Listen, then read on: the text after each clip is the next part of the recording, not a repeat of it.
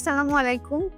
আ আমি এখন কথা বলব যে ফ্রিকলস বা বাদামি তিল, আপনারা বাংলায় যেটাকে বলেন যে বাদামি তিল, যে মুখে এবং অনেকের শরীরেও আছে। আ ছোট, ছোট ব্রাউন বাদামি স্পট যেটাকে আমরা ফ্রিকলস বলি বা সানস্পট বলে বা এটাকে অনেকে এইজ স্পটও বলে। কারণ আসলে সাধারণত এইজিং এর সাথে, সাথে মানে আপনার যত বয়স হবে তত আপনি এই স্পটটাকে দেখতে পাবেন। তো এটার আ এটা থেকে আপনি কিভাবে পরিত্রাণ পাবেন? তো এটা সাধারণত সানস্পট যেহেতু নাম আপনারা নাম শুনেই বুঝতে পারছেন যে সানে এটা বাড়বে। মানে সূর্যের আলোতে এটা বাড়বে।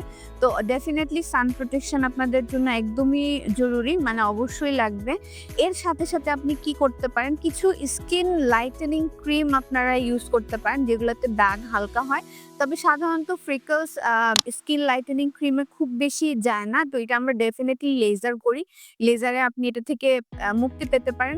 কিন্তু অনেকের ধারণা আছে যে লেজার করব আর আমি এটা থেকে পুরোপুরি হয়ে যাব। মানে আমার আর কোনো কাজ নাই। কিন্তু আপনি লেজার করলেও আমরা যখন দাগটাকে তুলে ফেলবো, তারপরেও আপনাকে 100% সান প্রোটেকশন টা ঠিকঠাক মতো মানতে হবে। না হলে দেখা যায় কি যে ফ্রেকলস আপনি যেখানে লেজার করছেন সেখানে নাই, বাট অন্য জায়গায় আপনার আবার ওই যে বাদামি তিল দেখা যাচ্ছে।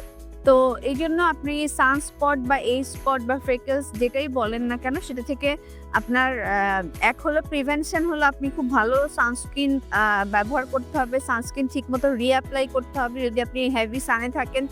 আর তারপরে আপনি ডেফিনিট ট্রিটমেন্ট নিতে পারেন সেটা হলো লেজার। ধন্যবাদ।